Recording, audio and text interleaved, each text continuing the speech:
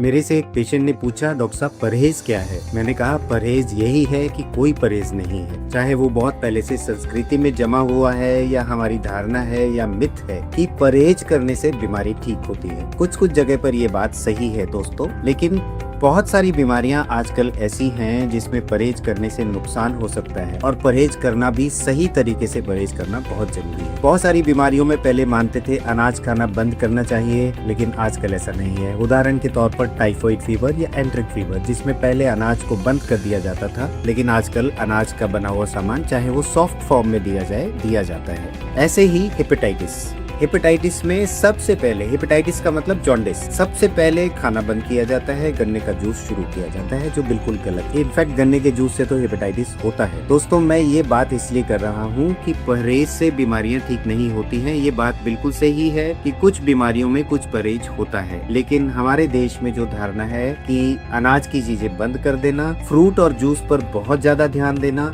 और हेपेटाइटिस में गन्ने का जूस देना, ये गलत है दोस्तों। जब भी कोई बीमारी होती है तो ज्यादातर बीमारियों में ज्यादा कैलोरीज की जरूरत होती है, और ज्यादा कैलोरीज के लिए अनाज की बनी हुई चीजें बहुत इंपॉर्टेंट है। हाँ, कितनी मात्रा में देना है, किस फॉर्म में देना है, डॉक्टर से जरूर पूछ लें, लेकिन जहाँ जरूरत नहीं है वहाँ परहेज ना करें। एटलीस्ट उन चीजों का ना करें जिन चीजों की बॉडी को जरूरत है। रही बात फ्रूट्स और जूस की, फ्रूट और जूस बहुत इंपॉर्टेंट होते हैं। इनके अंदर एंटीऑक्सीडेंट्स होते हैं, विटामिन होते हैं, थोड़े फाइबर होते हैं, इसके अलावा शुगर और पानी होता है। लेकिन ये कोई रामबाण नहीं होते हैं। बीमारी के अंदर इनकी मात्रा बढ़ाने से और अनाज की चीजें कम करने से या डाइट कम करने से कोई चमत्कार नहीं होगा। इसलिए आप इन मिथ से बचें और डॉक्टर से पूछ लें अगर कोई कंफ्यूजन है। कहने का मतलब लास्ट में यही है कि परहेज लॉजिकल होना चाहिए और जुडिशियस होना चाहिए। जिस बीमारी में किसी चीज का परहेज है वो ही होना चाहिए, उससे ज्यादा नहीं।